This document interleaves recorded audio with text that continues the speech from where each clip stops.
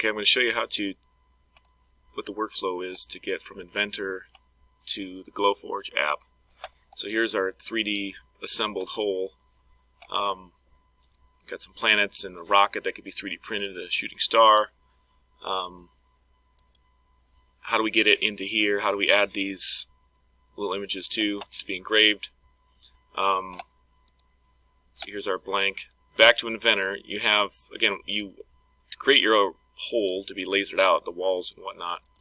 You take this template file and you cut it out however you want. This is the one way you could do it, where you just create your objects to be added to your assembly. So I made a lasered rocket as opposed to the 3D printed. And then you could remake them or copy and paste their sketches into this, but then that's one way to do it. Another way is just to assemble it all in a drawing file. So again, all the files are in here. You got your template that we'll use to export a PDF so that GlowForge can understand it. And all the individual files that you might need, and all the sample files that make this up as well as a reference. So we go into what we need to open up that template file. I don't have it in the templates folder. So which one is it? Template.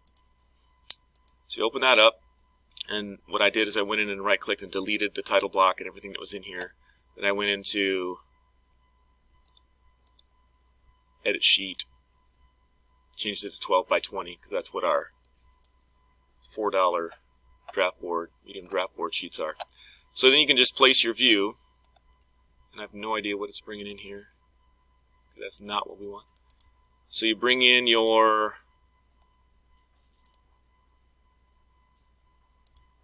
instead of making all these in one, you can just bring in your sheet. The key is you've got to have it one-to-one. Come over here and change it. So at least you click here, and then you see it fills the whole space. Then you can also bring in more base views of any of your obstacles or whatever you want to call them. So I've got my rocket B, one-to-one. I want to rotate that so it'll fit, because I have to make it fit. And then, just try to use up the space as efficiently as you can, leaving large chunks behind for other people to use for whatever they want to laser. I need rocket A, one-to-one.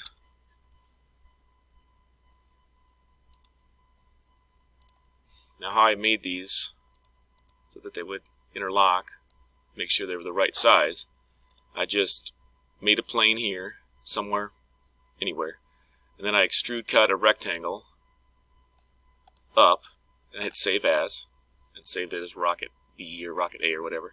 And then I just reversed the direction of that extrusion in the same exact location, the opposite direction. And then you can assemble them if you want, just for your 3D, because we want a nice 3D rendering, and we want our prototype. So bring in one more. Doesn't really matter. Make sure it's one-to-one. And again, just try to utilize the space. Now I need to go File, you can save as. And then what you need to do to get it into GlowForge is export as a PDF. Probably do an image too, but and then you go to your GlowForge app, and this will probably have to be done up at my computer because you have to have an account to connect to our lasers. So you can just hit oh, you don't have to hit anything. I was confused for a second. You can just drag it straight over from Windows. It takes a little bit to upload, and then you can move it around as needed.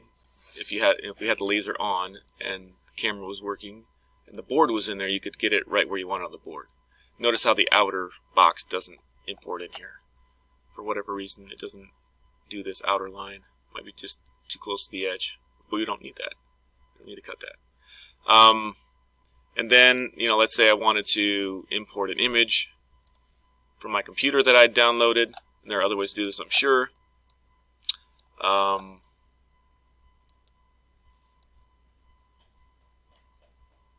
You just drag it over. I'm sure you can change the size and whatnot. Did that again. Let's say I don't want this cut, I want it engraved. Probably is the default setting for any artwork you bring in, so it's already on engraved. Don't have the material set, that's why it's giving me that error. And then if you want to bring in something that's already in GlowForge, see all the stuff I've searched for. And cutting takes about 5 minutes on these, and I did four